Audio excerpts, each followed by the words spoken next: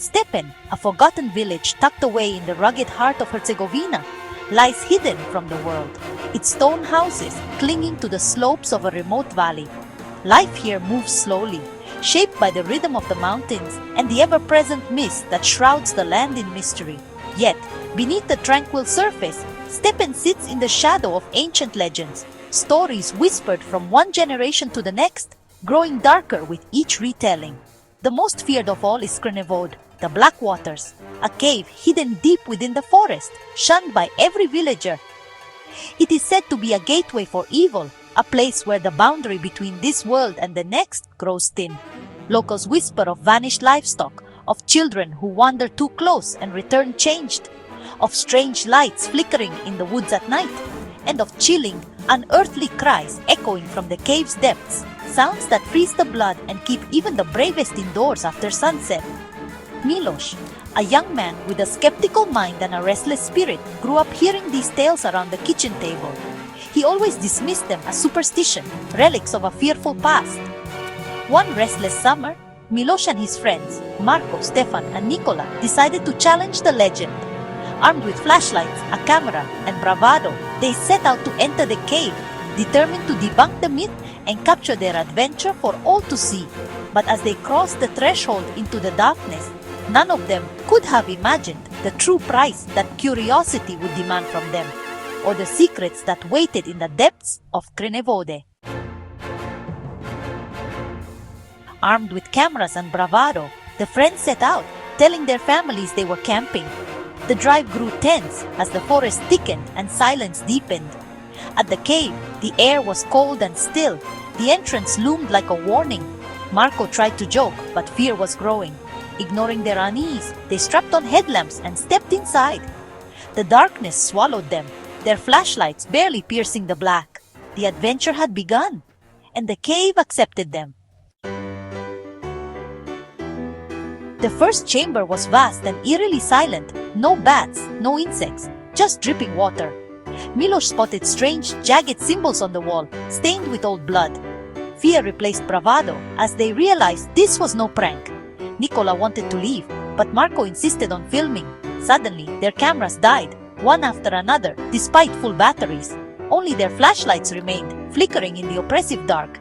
The silence felt alive, as if the cave itself was watching. They were truly alone, surrounded by bloody warnings. Panic set in as their flashlights flickered, the beams trembling and shrinking against the suffocating darkness. Every shadow seemed to stretch and twist, swallowing the edges of their vision. The group huddled together, breaths quickening as the cave's silence pressed in on them, broken only by the frantic clicking of failing lights. Fear gripped their hearts, and the sense of reality itself began to slip away, replaced by a creeping dread that something was terribly wrong.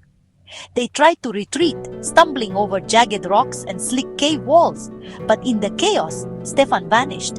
One moment he was there, clutching a friend's arm, and the next he was gone, swallowed by the darkness as if he had never existed. Shouts echoed off the stone, desperate and disoriented, as the group frantically searched for him, their voices trembling with fear. They found him deeper in the cave, Abe standing utterly still, his body rigid and his eyes vacant. He was lost in a trance, swaying gently, lips moving in a chant none of them recognized. The words were guttural and strange, echoing off the damp stone, filling the air with a sense of ancient menace. As they tried to pull him away, his feet dragged limply across the cave floor, and suddenly a wet, dragging sound echoed from deeper within the darkness. It was a sound that didn't belong, a slithering, unnatural noise that sent chills down their spines and made their skin crawl. A foul stench filled the air, thick and suffocating, making their eyes water and their stomachs churn. The darkness itself seemed to pulse and breathe, as if alive, pressing in closer with every heartbeat.